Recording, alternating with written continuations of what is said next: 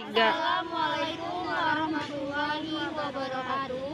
Perkenalkan, kami dari kelompok 8 struktur perkembangan tumbuhan.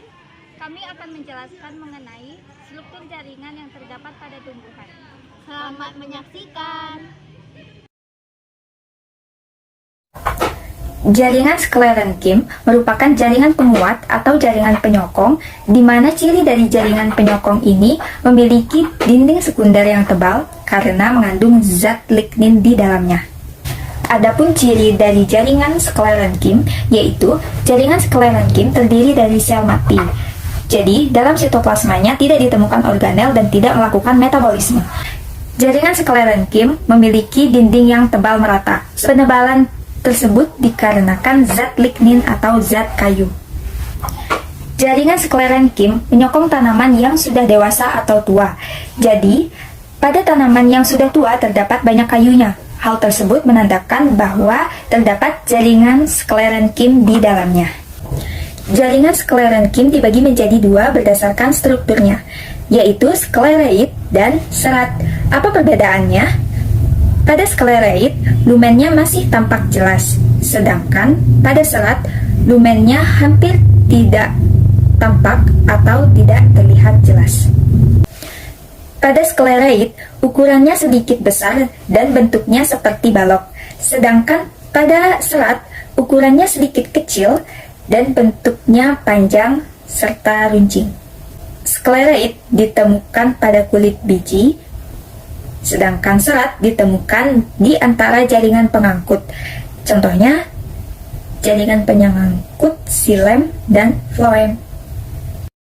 Jaringan kolenchyme adalah jaringan permanen yang bersifat sederhana yang memiliki peran penting sebagai jaringan penguat, terutama pada organ tumbuhan yang masih aktif mengadakan pertumbuhan.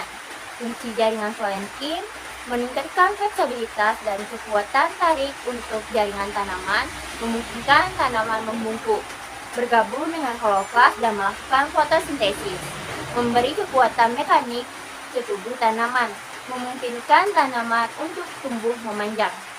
Karakteristik jaringan kolenchyme berbentuk memanjang dan sejajar dengan pusat organ yang ditempatinya, antar sel rapat, yang sehingga ruang kosong yang tersedia sangat kecil.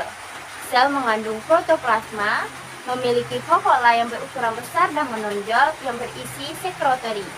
Di sekitar vakuola terdapat sitoplasma, glandula, dan pada bagian tengah vakuola terdapat inti sel atau nukleus. Sebelum kita masuk ke fungsi parenchyme, saya akan menjelaskan sedikit apa itu jaringan parenchyme. Parenchyme itu merupakan jaringan yang tersusun dari sel-sel yang menyusun tumbuh-tumbuhan. Setelah jaringan meristem. Nah, jaringan parenchyme disebut juga sebagai jaringan dasar karena jaringan parenchyme ini dijumpai hampir di seluruh bagian tumbuh-tumbuhan. Contohnya ada di akar dan batang. Parenchyme terdapat di antara epidermis dan pembuluh angkut sebagai empelur dan korteks batang. Pada daun parenchyme dijumpai sebagai musefil daun pada biji dan buah. Parenchyme ini juga dijumpai sebagai tempat penyimpanan makanan, dan jaringan parenchyme juga terdapat pada selubung berkas pengangkut. Nah, adapun fungsi dari parenchyme tersebut sebagai berikut. Sebagai tempat penyimpanan cadangan makanan, sebagai penyongkong tumbuh saat terisi air, sebagai tempat fotosintesis. Nah, selain memiliki fungsi, jaringan parenchyme tersebut memiliki ciri-ciri sebagai berikut. Sel berbentuk segi enam memiliki inti sel yang berukuran besar dengan banyak vakuola, berdinding sel tipis, tersusun dari sel hidup yang berukuran besar.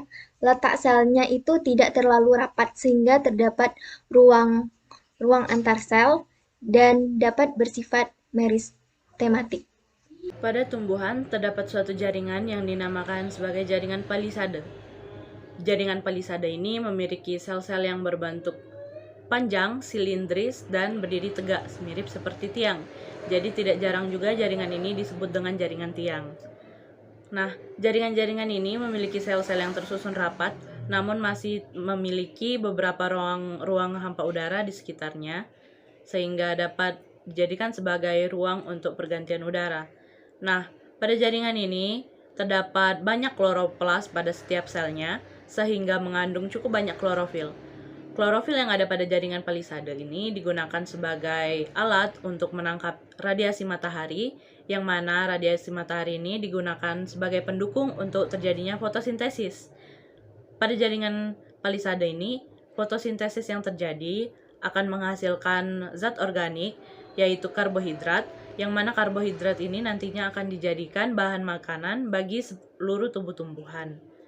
Nah, jaringan ini terdapat persis di bawah epidermis atas pada daun.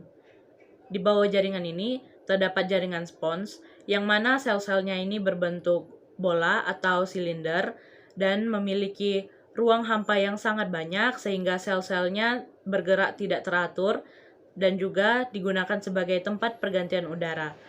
Pada jaringan ini terdapat pembuluh daun, yakni xilem dan phloem, yang mana jaringan ini juga dapat berfungsi sebagai tempat penyimpanan hasil fotosintesis yang telah dihasilkan oleh jaringan palisade, yang kemudian akan dimasukkan ke dalam pembuluh tumbuhan untuk diantarkan ke seluruh tubuh tumbuhan. Demikian penjelasan yang dapat kami sampaikan mengenai struktur jaringan pada tumbuhan. Semoga ilmu yang kami berikan dapat bermanfaat kepada rekan-rekan semua. Mohon maaf apabila ada kesalahan dan kekurangan kami ucapkan.